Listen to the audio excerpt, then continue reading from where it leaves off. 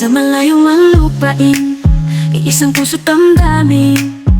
Pagmamahal sa kapwa ang hatid, kahit saan man dalhin. Munting tulong, munting handog.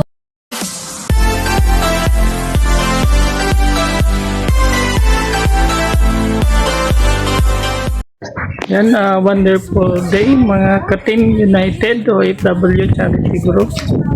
Kapunta po tayo sa bahay nila Jeremy na isa pong PWD na merong karamdaman na cerebral palsy.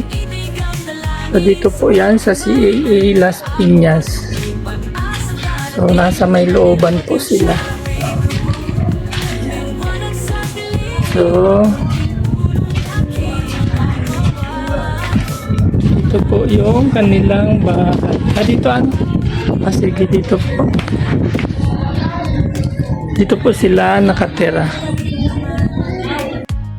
Ayan, wonderful day. Andito po tayo sa tahanan. Ano nga pong pangalan? Jeremy Baluyot.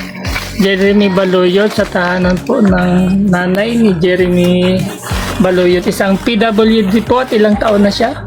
Ano po, mag-19 po siya sa January. Mag-19. Sa January po. Okay. Ano po, since birth, ganyan na talaga siya? Opo. Ano pong naging ano niya, naging findings ng... Ano po, cerebral palsy. Okay, cerebral palsy. So,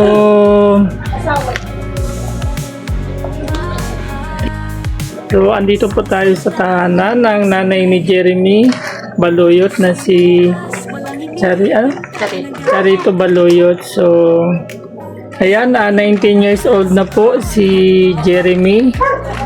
At yun nga po, may hindi ko mapuna, cerebral palsy. So, mahirap po siyang pakainin na lahat. Magalaw talaga siya. May nahirapan po kayo sa pagpakain sa kanya, pagpadidi. Paano niyo po siya napalaki ng ganyan, umabot sa ganyang edad? Ano po kung baby siya, talagang medyo mahirap. Talagang mahirap pa din, mahirap pa kayo. Pero habang malaki po siya, pagdating niya po ng 3 years old, marunong siya kumain mag-isa. 3 years old. Opo. Pagdating niya kumakain po na. siya mag-isa. Oo. Naliligo po mag-isa. Dahil po nung gawain ng normal, nagagawa na. Ako ang nahihirapan sa kalagayan ni Kuya. Kuya! Kuya. Oh, ayo. Okay. Pogi ano? Pogi? Oh. Pogi daw siya, oh. Kumusta naman? Kumusta ang buhay? Okay ka lang. Happy? Kayo Nay, ilan po naging anak nyo nga?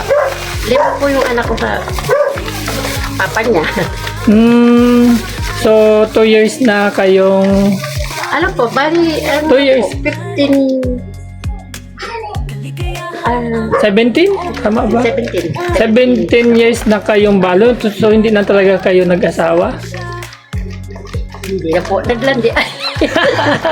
Hindi na naghanap ano. So tinaguyod nyo yung mga anak nyo na palakihin sa... Kahit na po, nagsa-sidecar lang po. So yung mother nyo naman buhay pa? Wala na po na. Wala na rin. Mga kapatid na lang? Opo, mga kapatid ko po, wala naman po dito. Pero mag-isa lang po ako dito talaga. Wala akong kamag-anak.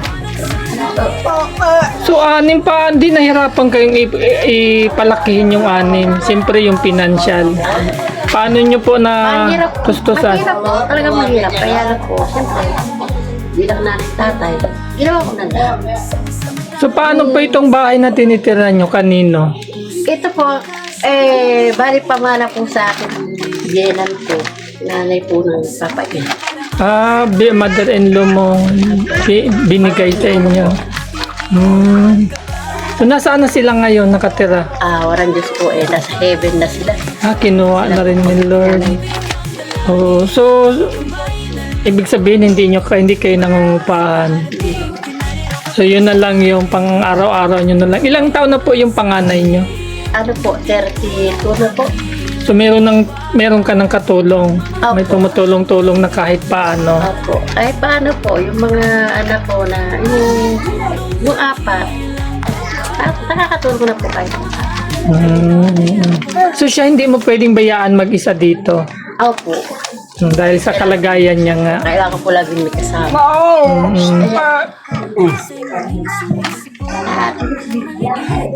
So, ano po siya? Nag-aral o talagang di na? Di talaga. Talaga. So, dito lang talaga siya sa bahay. Dito po siya nag-aaral sa tinuturuan ng mga kapatid niya nung yung matapa-tapa siya. O, ayan. Saan nga tayo nagtapos? Sa pag-aaral niya po. Pag-aaral, okay. Hindi man po siya nakapag-aaral. Tinuturuan po siya ng mga kuya niya. So, tinuruan siya magsulat, magbasa. Nakakabasa naman po kahit pa paano. Tsaka marunong po talaga eh. Matalino po sa map. Okay. Nagpursige naman siya kahit ano lang, home study lang, mga turo-turo ng kapatid niya. Opo. Kasi minsan po, nag-try ako ipasok siya sa school. Ayaw niya po ng grounded na ano. Yung crowded ba? Oo, yung matao, ayaw niya matao. So, yan po, bali apo nyo yung dalawa na yan. Opo. Bali apo. Ito po sa lumabas na yon. Oo. Yung papa nila. Ilang taon na yon? Ano po yung 27? 27. So, mga maliliit lang talagang tao, ano, pero, Opo eh. pero mga may edad na. Opo eh. Saan siya nahiga? Yan po, nagbukod din lang po Naglalagay siya. lang. Pasensya na po sa bahay namin. Ay, wala pang problema. Yung kutsyon lang, hindi naman. Paano pag ganitong tulad ngayon, sobrang init? Ano po, open lang po yung aming mahiwagang pinto. Open lang po yan. Kahit paano may hangin na pumapasok. Ayan. Anong wish mo? Anong wish mo? Ano daw gusto mo? Ano wish mo? Anong wish mo? Ha? Ano ang wish mo? Anong gusto mo? Mag? Ano wish mo? Ha? Ano daw? Mag-aral eh. Kasama ka ng pag-aaral, anak. Kaya ka tinuturuan ka na lang yung sa bahay. Hindi naman siya mahirap pag nagkasakit. Halimbawa, maliban sa kalagayan niya, hindi na siya nagkakasakit pa ng iba. Yung totoo po ito, bali 2 beses na po siya ng ospital nun. Dahil sa sakit niya. Po kasi, nung nauso yung ligdas, Ano po kami, may samahan po kami mga OFW nagtatrabaho sa ibang bansa, nasa 21 na mga officers and members at 6 na special sponsor na nagtutulong-tulong po, may monthly contribution po kaming mula sa kumbaga, nasa sa kanila po kung magkano ang ibibigay. Minimum of 100 a month. Tapos yung pong, kung magkano ang nalikom, yun po ang binibigay namin sa mga katulad nyo na talagang nangangailangan ng tulong, kaunting tulong, ano man lang sa pang-araw-araw nyo. So, anong masasabi nyo po sa ibinigay na grocery sa inyo ng aming team? ito po. Papasalamat po kasi malaking tulong na po sa akin. Ayan, may konting grocery. Po, mga gusto niyang na gusto niya talaga.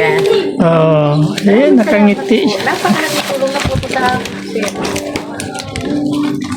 So, may iba pa po kayong wish na para sa nyo?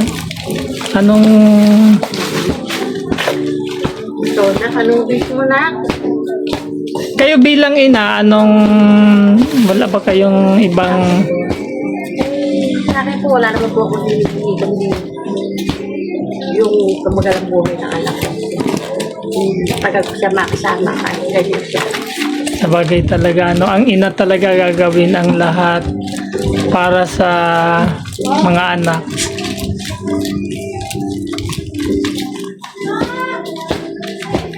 So, hindi naman po dito, hindi naman napasok, malawak naman yun, medyo, siyempre medyo mainit. Ano to, kwarto? Sa pang-kwarto? Kwarto din po ito ng pangalawa ko. Ito po, kwarto ng pangalan ko. Ito pangalawa ko. Ito pang-apat ko. Kasi yung pangatlo ko po, wala dito. Kumusta mo naman po ang buhay-buhay, ate? Ito po, medyo mahirap po, pero sige, laban pa rin. Laban lang sa hamon ng buhay, Hanggat kaya po. Oh. Sabi nga po ng mga anak ko, mama, tumigil ka na magpadyak. So, bali, yung padjak mo pala? Sarili mo o Hindi po, nagbaboundary? labas lang po ako. So, kung sakali, magkano pala ang boundary mo sa sidecar? Ano po, 70 po per day. Kasama na doon yung linya, Opo. 70.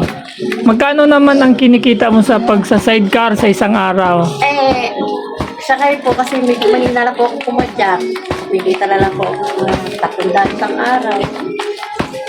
Kasama na po doon yung boundary na 70. Kaya bali, ang uwi ko lang po, 230. 230 o mga 200. Pamili ng bigas, Hmm. ng tea, ng tubig. Hirap mong mag-budget, Opo eh. Opo, pinakamahirap sa lahat, lalo kung walang babudgetin. Totoo po. Kasi ako mismo naranasan ko rin kung paano magpadyak. Noong bago-bago kami dito, yun, nagpadyak din po ako siguro. Member din ako ng Sikapoda for almost 1 year. At hawa ng Diyos, yung asawa ko ay may nakilalang nagtatrabaho sa kumpanya. At nirekomenda ako bilang delivery rider sa Taguig noon. Kaya nabago po yung ko ng pagtatrabaho. So danas ko po kung paano maging pedicab driver, lalo na pag malaking tao ang sakay, umuulan, at sobrang init, katanghali ang tapat. So kumbaga titiisin para may maiuwi sa pamilya. Maliban po sa pagsa-sidecar, ano pa ang alam nyong pagkakitaan? Anong gusto nyong maging mo pagkakitaan? Anong alam nyo pala na pwedeng pagkakitaan? Ano po kasi ako Ako po kasi nanay na all around. Kaya ito yung klase yung pagkakakitaan ko. Pinapasukan ko. Ang ano ko lang po kasi, sabi ko nga po sa mga anak ko, kung ako lang bibigyan ng pagkakataon magkaroon ng puhunan. Kapag tinda-tinda dyan, kahit kakanin man lang o basta yung pang-araw-araw na kahit paano. Tulad, alimbawa ng kakanin, anong klaseng kakanin ang pwede? Ay, ito ba? Binibenta dyan yung mga mga balot-balot na yung mga biko, puto, yung mga sapin-sapin. Ay, yung mga, let's say, yung almusalan, mga lutong ulam, ganon. Hindi dito patok sa inyo. Hindi gaano. Mahirap po yun kasi may kaupalan Meron na, Sa labas So, walang ibang, ano yun, kung sakali, sariling luto o aangkatin na. din po. Kailangan din ng puhunan talaga. Puhunan ng kasi sabi mo nga, talagang ang pagpapadyak ay timbang buhay din.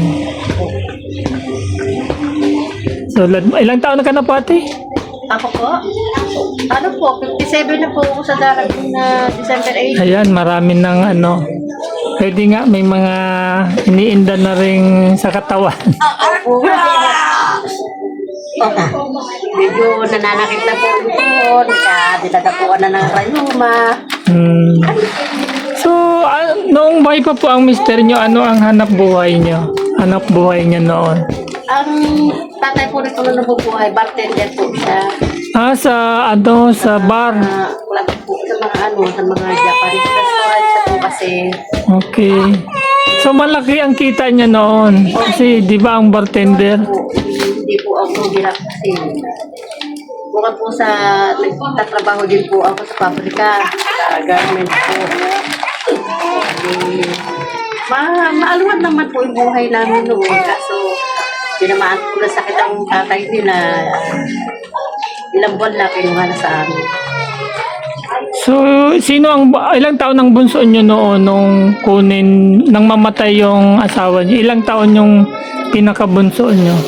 Ako, Siya ba yung pinakabunso? Ilang taon siya noon? ano po, bali, Mga 2 years? 3 years? mahigit 2 taon. Mga 3. Okay. So, yun ang pinakamahirap na part, ano? Kasi ito po, bad ka. Ako, Ayan, talagang, hirap talaga ng buhay. nga po. Kahit gabi, ginagawa kong araw para mabuhay sa mga anak ko. Kasi nga po, himaya, nag-aaral yung 4. Gatas siya, nagsa-diaper, naggagamot. Bukod sa diaper niya, gatas pa rin siya. Opo. Tapos, ang gamot, hindi ba nahihingi sa, sa center? Walang nahihingi gamot? Noon po, nangingi ako sa center, pero ngayon po, ay sabi po kasi nung specialista na kami sa mga buto niya, sa PGH po, tigilan ko na puro yung kagagamot kasi lalo puro nababaloktot yung buto niya. Mga buto, okay. Kailangan na lang po daw niya yung mga masusukan siyang pagkain. Mm. Yun lang po yung nasa doktor. Pinapainom ko lang po siya ng gamot. Pag ganyan, may lagnat siya o masakit ang tiyan niya. Yun na lang po, So, anong mapapayo nyo sa mga katulad yung mga may ganyang kalagayan na may pinagdadaanan sa buhay na anak? Sa mga katulad ko po na may anak na na medyo hindi naman po natin masasabing talagang mahirap tayo. Ang sa akin lang po, tiyaga lang po, laban lang sa buhay. Yan lang po ang sasabihin ko sa inyo. Tsaka, pag-aalaga po sa mga anak natin pinubunusin. Huwag po kalilimutan. Pagmamahal sa kanila. So, ayan. Yun lang po. Kailangan ng pagmamahal, pagtitiis, pagtsatsaga. Ayan. Tsaka, pag-unawa. Ayan po. Sakripisyo. Grabing sakripisyo. Kahit paano. Mga katulad niya pong PWD. Lambing lang, masaya na sila. Okay. Yan po. Oo. So, malapit na magpasko, Okay nga. Anong gusto mo sa Pasko? Ano? Gusto niya raw po damit. Damit. Damit pala. Okay. So, magkita-kita tayo sa Pasko, Sasayaw ka. Sasayaw ka o kakanta? Sasayaw daw. Anong gusto mo? Kakanta ka. Ay, kakanta ka pa. Magbibideo okay tayo, Asaan ko yan sa Pasko? Sasayaw. Kakanta si ako. So, dito na po talaga kayo pinanganak o Ako po, ay nakikabito po ako. Tubo kabito po ako. Cavite? Saan po sa Cavite? Silang kabito po. Silang. Opo. Ang papa naman po nila ay tubong Bataan, Orion. So, dito pinagtagpo sa Las Opo. Piñas. Talagang ang kapalaran, Kaya, opo nga eh. hindi natin Wala na, masabi. kaya nagkaroon ng bahay-bahayan dito sa lugar na to. Ayun. Dito na lumaki yung mga aliporas ko. Oo. Yak! Wait, opo.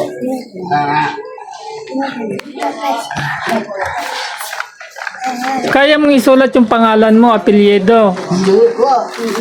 Ah, Alam hindi. niyo pang sabihin. Alam mo lang,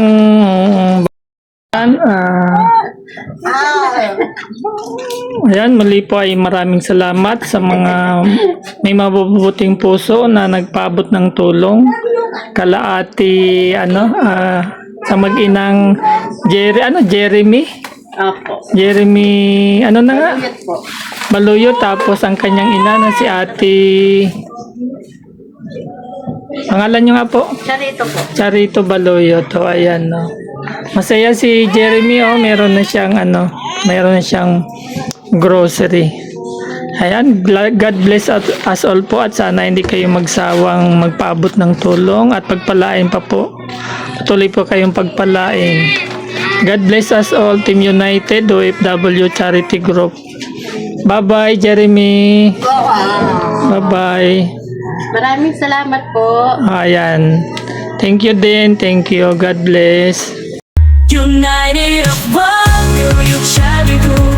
Pag-ibig ang dalangin sa bawat kamay na nag-aabot. May pag-asang darating. United of a Cherry Group. Liwanag sa dilim, unting tulong dakilang gawa. Pagmamahal ang siyang hingig ng lahat. Bawat ngiti ng tinutulungan. Kaligayahan ang kapalit naman. Di hadlang ang layo't distansya. Pagmamahal ay walang hangganan. Walang maliit, walang malaki. Sa pusong bukas magbigay silbi. Pagmamahalan at siyang daan nagpupulot sa ating bayan. United of Value, yung Cherry Group. Pag-ibig ang dalangin sa bawat kamay na nag-aabot. May pag-asang darating. United of a Cherry Group. Liwanag sa dilim, unting tulong dakilang gawa. Pagmamahalan siyang himig ng lahat.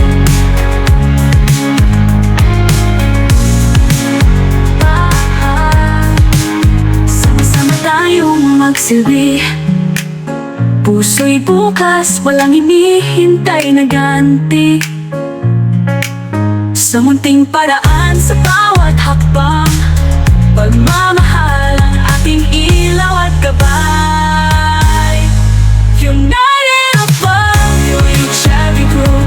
Pag-ibig ang dalangin sa bawat kamay na nag-aabot. May pag-asang darating. United of a Cherry Group. Liwanag sa dilim, munting tulong dakilang gawa. Pagmamahal ang siyang hingin ng lahat. Munting tulong dakilang gawa. Pagmamahal na tali at wagas. United of Value, yung Cherry Group. Pag-ibig ang dalangin sa bawat kamay na nag-aabot. May pag-asang darating. United of a Cherry Group. Liwanag sa dilim, unting tulong dakilang gawa. Pagmamahal ang siyang hingig ng lahat. United of a Cherry Group. Liwanag sa dilim.